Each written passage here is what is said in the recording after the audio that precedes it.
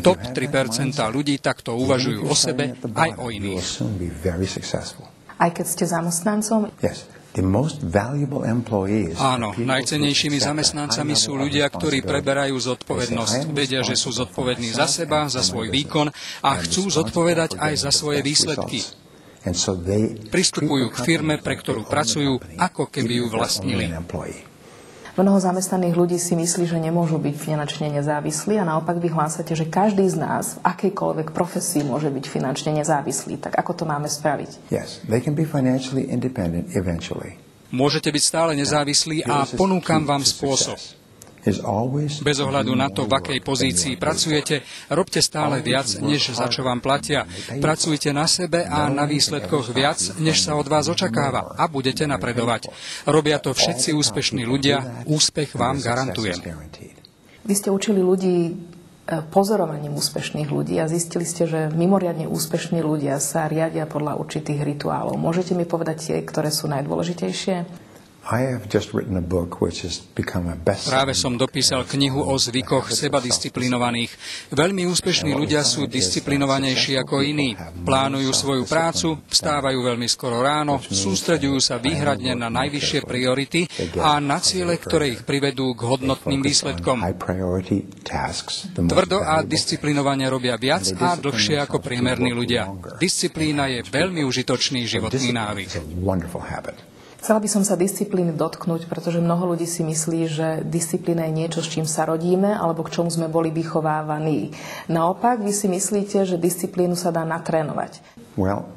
Mám pre vás otázku. Rodíme sa tak, že sa vieme bicyklovať, šoferovať auto, prípadne ovládame počítač? Toto sú všetko schopnosti, ktoré sa učíme. Môžete samého seba naučiť disciplíne alebo akejkoľvek inej schopnosti. Vaše možnosti učiť sa nové zručnosti sú nekonečné. Všetko závisí od vás. Sú však určité limity a to sú časové limity. Každý z nás má len k dispozícii niekoľko hodín do dňa a v tomto je svet a život veľmi férový.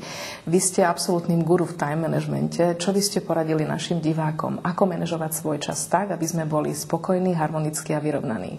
Well, yes, this is a subject I have worked on for 30 years. Pracoval som na tomto probléme 30 rokov. Zistil som, že kvalita vášho života závisí od toho, ako riadite svoj čas.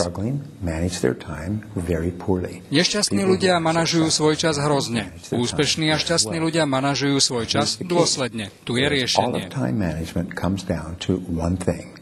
Najdôležitejšie na riadení času je určenie priorít.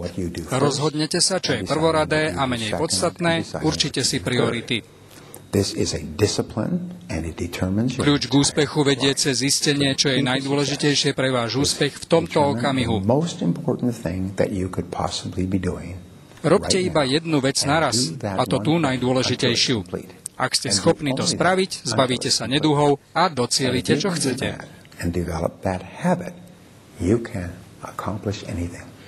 Ak by som tu teraz sedela so Slovákom o vašom veku, tak by sme sa museli rozprávať o dlhých rokoch prežitých v komunizme, kedy bolo lepšie byť priemerným a nevytrčať z radu. Vy naopak učíte ľudí, ako byť nadpriemerný a ako žiť na svoj plný potenciál. Čo by ste tým 50-60 ročným mužom a ženám na Slovensku poradili? Ako žiť naozaj naplnený život?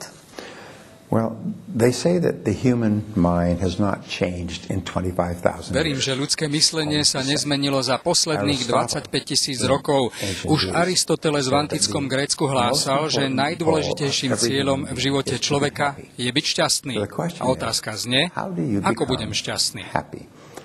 A odpoveď je v skutku jednoduchá. Ak pracujete na naplnení cieľa, na ktorom vám veľmi záleží, napríklad pokojne aj na upratovaní vášho domu v sobotu, tak dosiahnutím výsledku získavate aj pocit šťastia.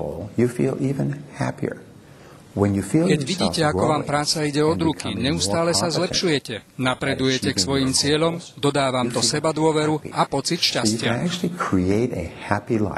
Každý človek je tvorcom svojho šťastia tak, že denne pracuje na naplnení svojich predstav a neustále sa zdokonaľuje. Znie to ako príbehy z koncentračných táborov. Ľudia, ktorí prežili holokaust, mali predsa svoje šťastné okamihy. Yes. They kept control of their attitude. Áno, pretože mali pod kontrolou svoj pohľad na vec. Vždy máme na výber. A dnes, keď už nežijete v komunizme, máte viac možností. Dívať sa na iné príležitosti, nové výzvy si vyžaduje nové zručnosti prežitia. Je také príslovie, ktoré hovorí o tom, že prednášame a učíme to, čo sa sami musíme učiť, takže aj vy sa ešte v time managemente stále učíte? Časový manažment je ako fyzická aktivita v posilňovni. Musíte cvičiť denne. V každej chvíli musíte samého seba upozorňovať, že nemôžete tráviť čas aktivitami, ktoré sú pre váš cieľ nepodstatné. Asi musí byť veľmi ťažké pre vaše 4 deti vyrastať s otcom, ktorý je natoľko disciplinovaný, ktorý tak prezieravo dokáže narábať so svojím časom a so svojou energiou. Podarilo sa vám ich naučiť všetkým týmto dovednostiam?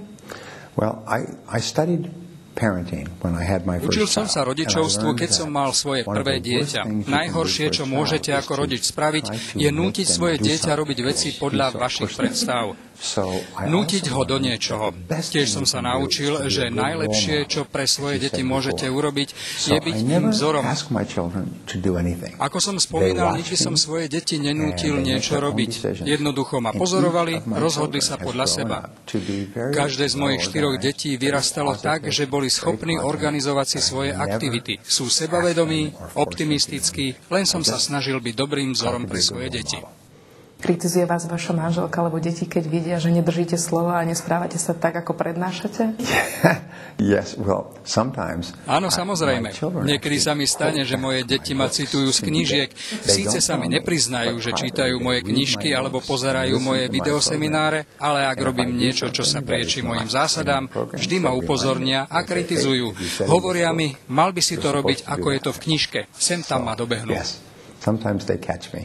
Práve v súčasnosti, kedy prežívame obdobie finančnej krízy a recesie, sa často používa výraz alebo domnienka, že v obchodných vzťahoch alebo vzťahoch medzi korporáciami sa stráca dôvera.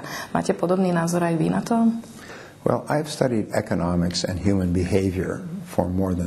Študoval som ekonómiu a psychológiu viac ako 30 rokov. Zistil som, že spoločnou črtou všetkých ľudí je túžba mať viac. Chcú viac peňazí, chcú byť úspešnejší a to, čo ich brzdí, sú prekážky, ktoré si vytvoria vo svojej vlastnej hlave. Tak ako ste to mali za komunizmu. Ľudia mali svoje ambície, ale museli ich okresať. Dnes všade vo svete, v Číne, v Spojených štátoch, na Slovensku, všade chcú byť ľudia úspešnejší. A keď regule, zákony umožňujú finančným inštitúciám mať viac, chcú zbohatnúť čo najrýchlejšie. Podobne ako sa banky snažili rýchlo zbohatnúť za ostatné 2 roky. Je to prirodzené správanie ľudí. Je bežné, že ľudia potom to túžia. Ak majú príležitosť zbohatnúť rýchlo, zhostia sa jej. Na nešťastie veľa ľudí chcelo vytvoriť veľa vecí s veľmi málo peniazmi a systém sa zosypal. Ale z recesie je cesta nahor. Vždy to tak bolo v histórii. Veci sa napravili. Je dôležité, aby ľudia rástli rýchlo. Budete prednášať prevažne manažérom, ktorí majú 30-40 rokov. Nebudete tam vidieť v auditóriu ľudí vášho veku. Čaká ich 20-25 rokov aktívneho života a práce v biznise. Všetci chcú všetko robiť veľmi rýchlo. Rýchlo zbohatnúť a rýchlo rásť. Je tá rýchlosť naozaj natoľko dôležitá?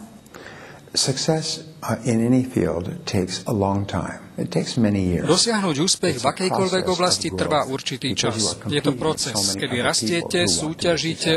Osobne neverím na rýchly alebo ľahko dosiahnuteľný úspech.